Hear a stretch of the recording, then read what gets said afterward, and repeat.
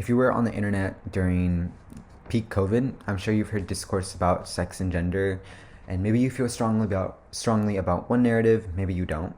Today, I hope to help you understand the difference between sex and gender, and I also hope to help you I hope to convince you to believe that being trans or trans identities are not wrong, immoral, or impossible.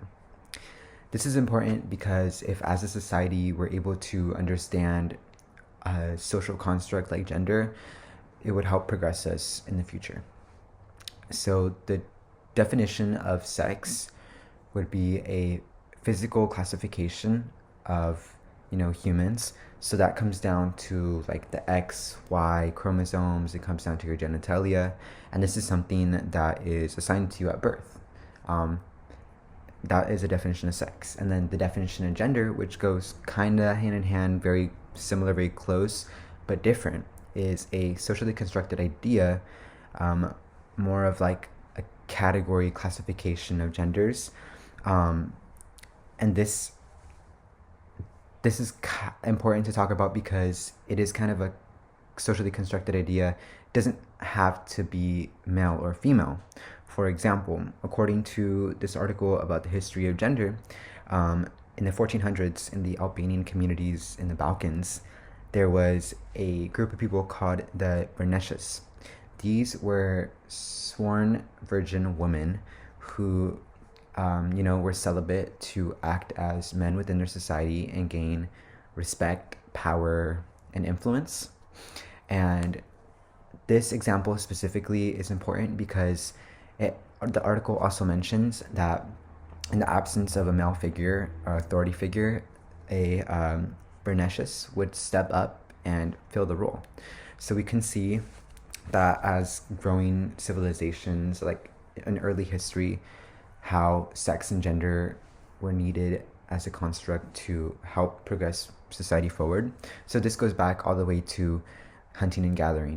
The men would hunt, the women would gather. That's a gender construct that helped people survive. There was a need to survive. And this example in the 1400s, we're still a growing society. There was still a scarcity of resources, and there was a need for authority. And to this day, there is still a need for authority, but they just serve a different role, and it isn't so much on the need to survive. This is just super interesting to kind of dissect because even to this day, we've kind of reconstructed the idea of gender, not as much as I'd like, but we've seen an increase of like women in different roles in the workplace. We've seen men staying at home, and we've seen just a reconstruction of gender norms, but not specifically gender definitions. And while some people might argue that if the system isn't broken and it's served us well, why fix it? I'd say that while it's true that, gender as a system has helped progress society forward, it's very important to kind of reflect on everything. So two big components of our history that also help move forward our, America are slavery and keeping people of color or like immigrants in a lower status. So the abolition of slavery, obviously slavery, we all know that America was built on the backbreaking labor of our slaves, and even to this day benefits off, different minority groups. The abolition of slavery was a big movement, a big social movement. It was a big moment of progress for our society, how we changed the status quo. We believed that this system was not broken and we didn't need to change it. But to this day, we can reflect and see how that would have been kind of a wrong mindset to have, or a closed-minded mindset. So I would argue that believing that the system is not broken, that it doesn't need to be changed, doesn't allow for, good social progress or good social movement.